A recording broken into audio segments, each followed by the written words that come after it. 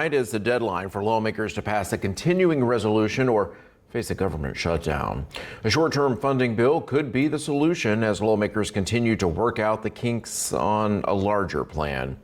And while Medicaid is not mentioned in the bill, the nonpartisan Congressional Budget Office released a report last week that said the budget will likely require cuts to Medicaid or Medicare to make this funding bill possible. That could have some serious impacts here in North Carolina.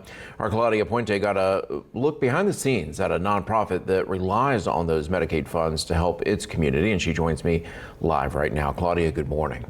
Yeah, good morning, Justin. Lifespan works with individuals with disabilities and their families, and the organization says changes to Medicaid and Medicare funds would greatly impact their members. Let me see what y'all got. This is what mine looks like so far. In a classroom full of artists. Talk to me. Who else is showing off? Bashir is showing off. The opportunities are endless. I'm loving the colors you put on yours. It's exactly the kind of environment Chief Operating Officer Christopher White looks to foster on Lifespan campuses across North Carolina. There's a lot of voices that aren't heard. So I'm just an advocate. That's why I'm here today. It's just being an advocate for those voices. Serving in more than 20 counties across the state. That's creativity at its best, y'all. Lifespan helps individuals with disabilities find jobs, housing opportunities, and gain valuable life skills. That's when I'm talking. Bam, drop the mic on that thing. Stop playing. Seeing the fact that a person's moved just because their daily routine was they were able to dress themselves for the day. Things we take for granted. We simplify this and we're like, these are normal occurrences.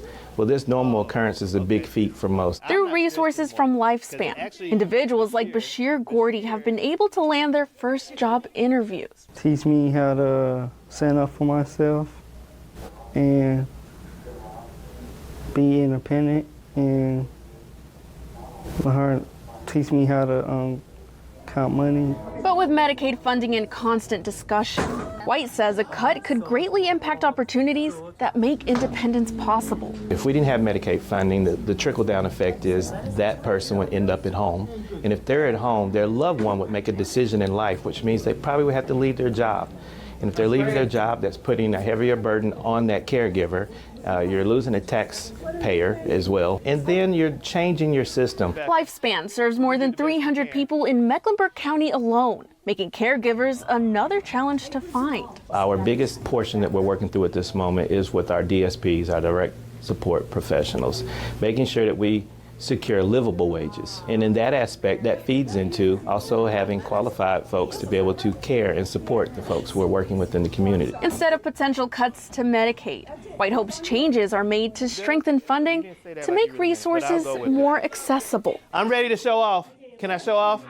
Y'all ready? Bam!